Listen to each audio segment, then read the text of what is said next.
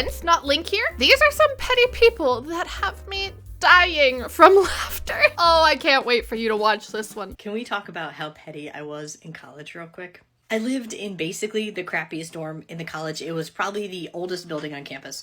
There were a bunch of us living like on top of each other, but it was like a super bonding experience.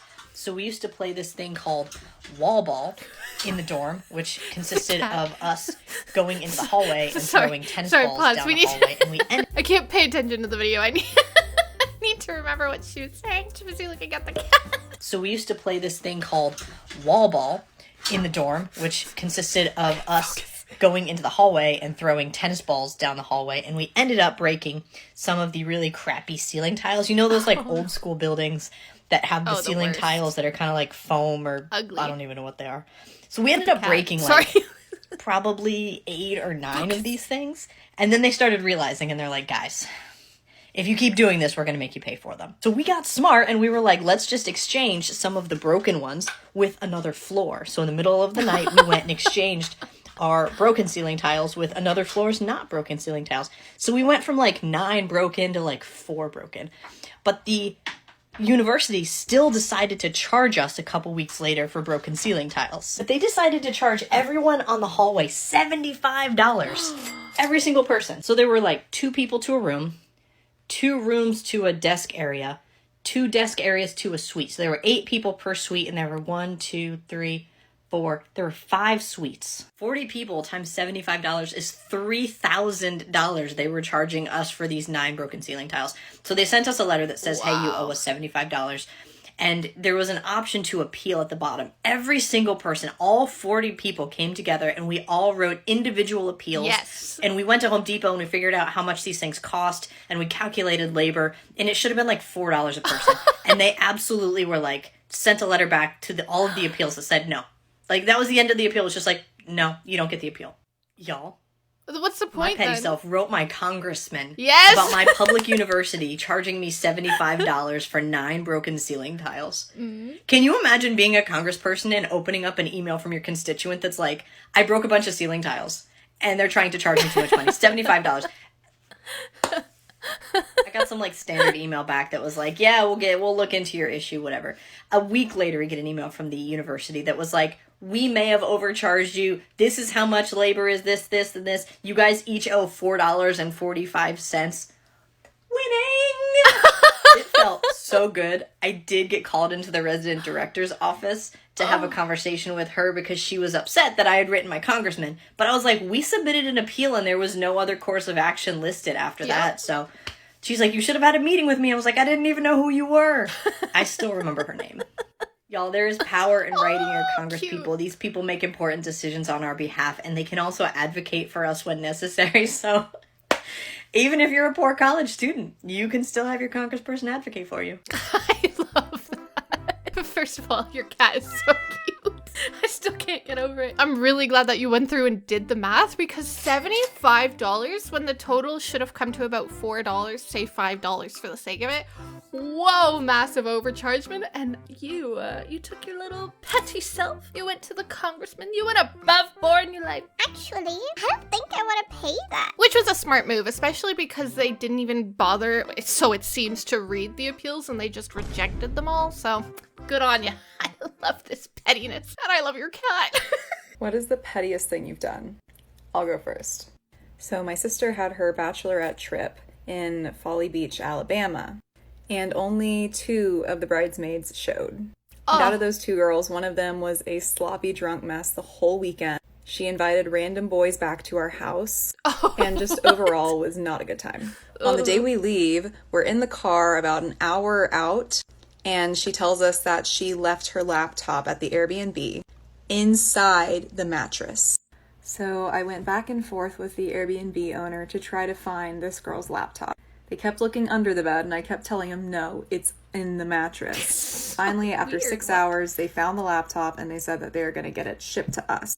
Mind you, we gave this girl the option to turn around, and she said, nope, let's just have it shipped. And I put it on my card, and she said that she was going to pay me back for the shipping. Well, the Airbnb owner got COVID, so there was a delay in getting it shipped out, and then a massive storm happened, so there was even more of a delay. Finally, after a week and a half, I managed to get the laptop shipped to the girl after talking to a UPS woman for about 2 hours. And the laptop owner, the girl, requested expedited shipping. Expedited shipping was like $80. But I said, you know what? Okay. She said she's going to pay me back, so let's do it. So the laptop was supposed to get delivered on a Friday. And the girl said, never got delivered on the Friday. Checked back in with her on Saturday and she said, nope, never got delivered. So I checked back in with the UPS on Monday and they said, we tried to deliver to her on both Friday and Saturday, but no one was home. So now there's just a big 2-week debacle about where this laptop is. Finally, we get it figured out and we have it set up where she's going to pick it up at a UPS store. So I asked the girl for the $80 because I had nothing to do with losing the laptop. I was just trying to help her get it back. And she told me there is no way in hell she's going to pay me the $80. And I'm frustrated because I don't have that much disposable income. And all I did was try to help her get this laptop that she lost. So I reached back out to UPS and said, hey, she's not paying me the money for the shipping costs, so if you could send that back to Alabama, that would be great. And they did. So good luck getting your laptop, girl. Yes, that's what we expect. That's the level of pettiness we want. Insane. But I'm confused. Can we talk about the fact that it was in the mattress? Why in the mattress? How did you even get it in the did you cut a hole? Is there a zipper? $80 is very expensive for shipping, to be fair, but if it's something that's super important to you and you need it, I would understand wanting to expedite it. But if it was super important and you needed it, why didn't you turn around when you were offered something to think about? So, about 3 years ago, my husband and I decided that we wanted to put in a swimming pool. On the plot of land that we had, we could not put in a swimming pool at our old home. We lived on a hill, all this stuff. It would have been stupid expensive and just dumb to do that. So anyway, so we sold our house. We ended up buying a home just right down the street, pretty much. And it had a plot of land that we were able to put a pool in, lifelong dream. Our whole life. That's one thing that we've wanted to do. So, super excited. We sell our home. We do this whole thing. So last year, finally, we were like, all right, we're ready financially. We had saved up money, that whole thing. So we put our pool in, which is great. I guess our neighbors weren't so happy about our pool decision, which is fine. They're not paying for it, and we're permitted. We have everything, blah, blah, blah. It is what it is. So we put our pool in end of last year. So we live in Ohio. You have nasty winters. You don't get your pool all the time. So we opened up our pool in April. Love it. So we, in May, we have some nice days. My birthday was a great day. I decided that I was going to lay out all day on my birthday. Lay out in the sun. Kids are at school. Perfect, whatever. And so, listening to my Morgan Wallen, my most favorite, laying out by my pool. I've got my, what do you call that stupid thing? My little Bluetooth speaker. Yeah, whatever. Out there, I've got it on maybe 5. I think it goes up to 20, whatever, something like that. My neighbor decides that he is going to text my husband, who is, laying his life down on the line as a police officer at work. But whatever, my neighbor thought it was necessary to text my husband, not come out and talk to me, text my husband while he's serving our community, and let him know that my music was too loud. Excuse me? He told the cops on you. So we want to be petty now. Okay. Yeah. I'm real good at being petty, so I can be that back. So he texted my husband and said that he was working and that my music was too loud. He was working and on his property. I'm on my property listening to my music on 5. So anyway, that's just the start of it. So, no, I won't turn my music down. In fact, now I'm going to turn it up because you just wanted to get real petty. So now I'm going to be petty back, and I'm going to turn it up to 15. Let's turn it up to 15. Not quite 20 because that might be breaking the ordinance. So I'm not going to do that because I am married to a police officer, so I do know the law. Okay, so there's that. So that was petty number 1. So now when he comes out, I'm gonna be petty. So, and if you have a problem, I'm a grown-ass woman. Like, walk out and talk to me about it. Yeah. Okay, thanks. Don't text my husband. That's petty. So, you know, my kids, they have kids. They still want to play. I let them play. I'm not going to be like that. I'm going to let the kids still play. I just might not like you. That's fine. So, my kids are playing with their kids, you know. You know, kids repeat things they hear their parents say. So that's why I'm real careful what I say in front of my children, because clearly we know kids will repeat things. Where is this going? Yesterday my child is playing with this little boy, and he says, your mom and dad have way too many pool parties and listen to loud music. Excuse me? So my sweet little boy, you know, he doesn't want any problems. Yeah. He says, Mama, do we have too many pool parties and do we play our music too loud? I said, no, honey, no, we don't. No, we don't. In fact, we don't have enough pool parties. And we don't play our music loud enough. What is wrong with people? Stay in your lane. There is nothing wrong with us having a pool, enjoying our summer, and listening to some music here and there. Mm-hmm. We're not being disruptive. Clearly, I've made it known. I'm married to a police officer. He knows the rules. He knows the laws, the ordinance. What y'all think? That's so funny. You already know that they're gonna have a problem with you just because of the way they acted when you wanted to put in the pool. But I love how your neighbor called the cops on you because he texted your husband, who is a cop. I guess that's like a silver lining, because instead of actually calling the cops on you, he called your husband. Well, he texted your husband, who is a cop. It's clear to me that they had zero intention of coming over and speaking to you because they were already mad that you were sitting there with your new pool and whatever. I think they're jealous. Maybe they're jealous. They're probably jealous. Maybe I'm just calling them jealous because I can't think of any other logical explanation to this behavior. But he called the cops. It is super important, of course, to make sure that you are respectful of your neighbors and that you're not being too loud and obnoxious. Because the last thing you want to do is make your neighbors mad. And I mean, I've got a neighbor here who mows his lawn like 3 times a week. And it always seems to be when we have people over and we're enjoying a nice time outside that he decides to mow his lawn again. So there's definitely a level. You want to make sure that you're respectful, but also that you're enjoying yourself.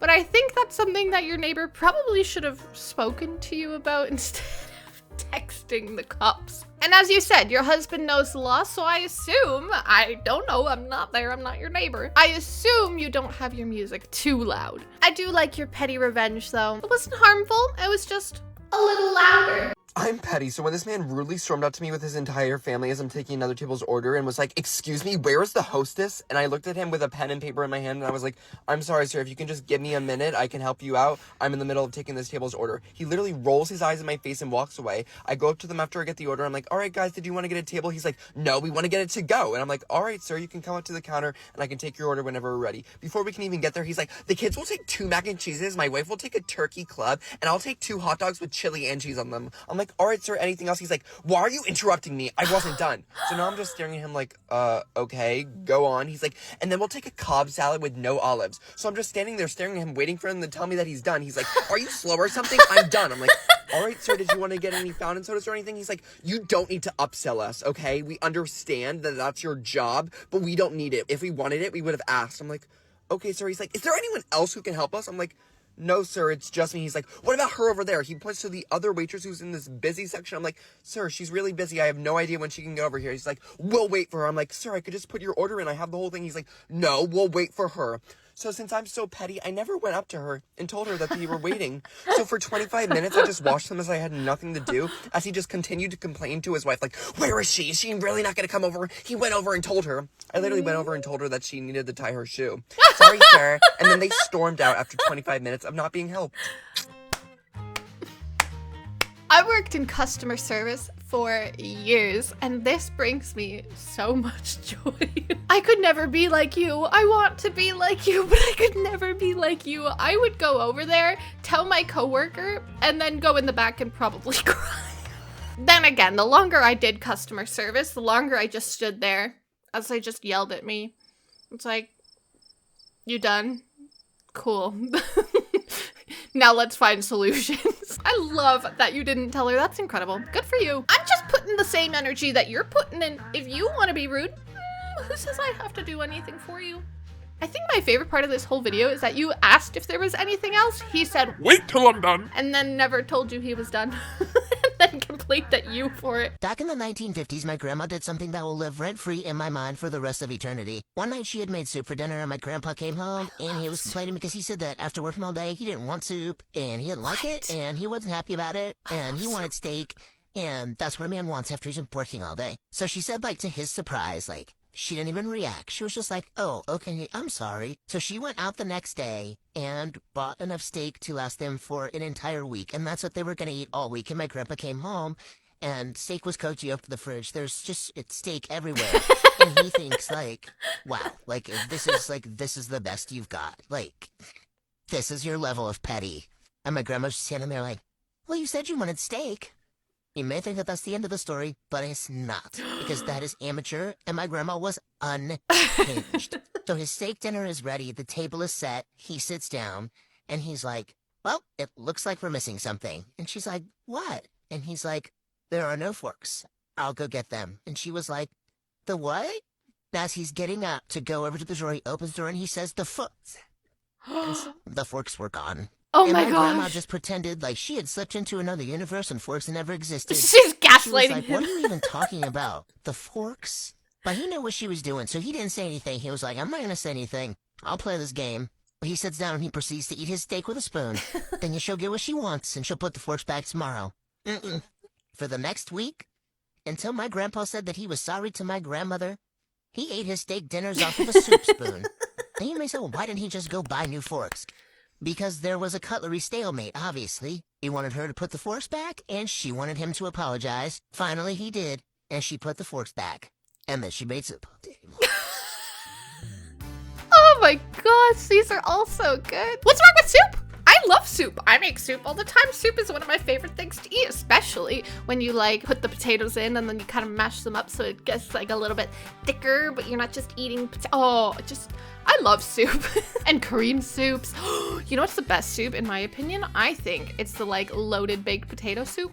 Oh, anyway, enough about soups. This was incredible. Your grandma, chef's kiss. Gaslighting though. Forks? What are those? Never seen forks in my entire life. And I love that not only was your grandma petty, that she got steaks every single day, your grandfather was also petty because he's like, Fine, you want to play this game? I'll eat my dang steaks with a dang spoon! as he should, as he should. I understand not wanting soup after a long day. Sometimes you're just really hungry and you want like real substance. But if your wife has cooked a lovely homemade meal for you, don't complain. Or if you're upset, just like talk nicely about it. Just say like, Ooh, that was so delicious. Maybe tomorrow, can we have something a little bit more substantial? why are there so many other ways to say nice things and people never choose the nice way to say it? Grandpa deserved the pettiness because that was so uncalled for. Some heroes wear aprons. I think we got time for one more. Okay, this freaking lady cut us off in the coffee line because apparently she's in a hurry, even though she had her window down and we were like, hello, it's our turn. No, she cut us off. So this man is the level of petty that I aspire to be. And he paid for our coffee. He's like, don't pay for her coffee. He paid for our coffee. So she came to us next and we got to order next anyways. Yes! And then we're like, we'll pay for the people behind us, but not her. Nobody pays for her. No, thank you. Slow clap for you, sir. Slow clap. You are out here doing the petty work. Just goes to show, we don't reward bad behavior. Those are some petty people that had me dying. If you enjoyed this video, leave a like, subscribe, and I'll see you in the next one. Bye now.